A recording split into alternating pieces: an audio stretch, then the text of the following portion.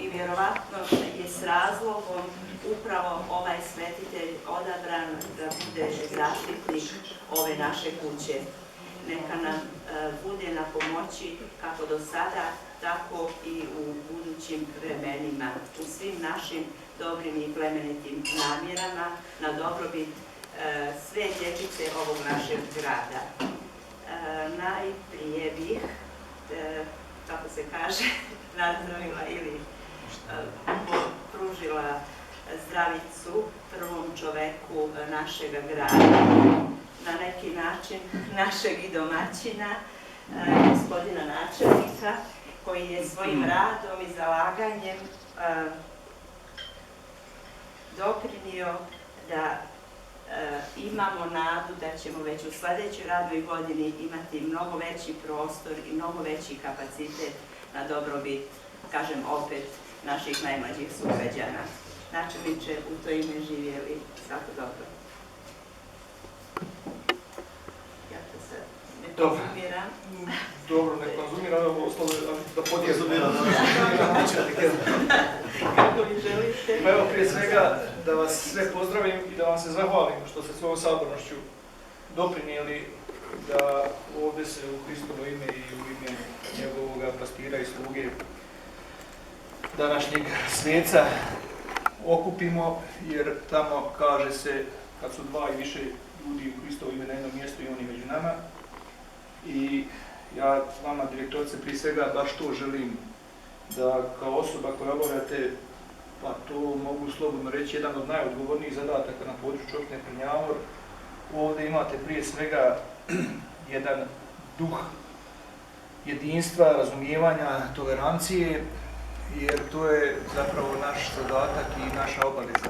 Toga se moramo svi pridržavati, za to se moramo boriti, jer ovo što vi ovdje radite, to je zapravo zadatak koji može da kasnije ima ili dobru, ili da kažemo manje dobru, ili ne daj Bože loš efekat ili rezultata. To je vaspitavanje mladih ljudi od najmanjeg doba.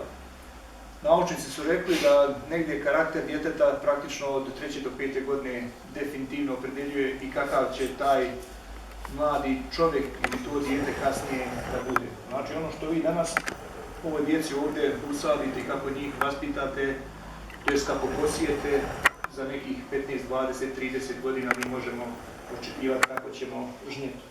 I ovo nije nešto što smatram frazom, ovo je nešto što smatram suštinskom i istinom, a Boga i našim zadatkom. Što se tiče nas kao lokalne zajednice, mi smo vam dali povjerenje i na vama je da to povjerenje i opravdate.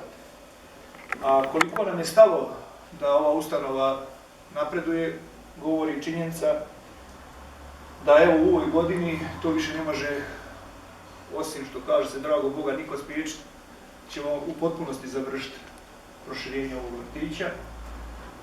U tom smislu ne samo kvantitativno, već i kvalitativno da napredujete, jer ćete imati umiljenje i za jasličku grupu, a evo već smo dole u Donjoj Ilovi proširili kapacitet u nekom smislu ovu vašu ustanovu učinili i većom i bogatijom i jačom. Koristim također priliku da se zahvalim svim onim ljudima koji su pripomogli svojim prilozima, a ima ih ovdje i s nama za trpezom, i inače svojim radom da uopšte u takvu situaciju dođemo, jer dosad sve ovo što smo radili oko vrtića nije bilo nikad vezano za budžet, ali ove godine smo, kažem, planirali 150.000 i u budžetu za ove radove koji će biti finiš.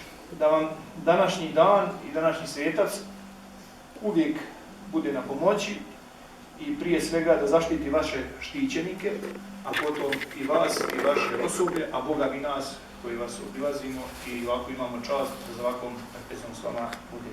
Bog vas živio i na mnogo. Obzirom da sam puno pričao, moram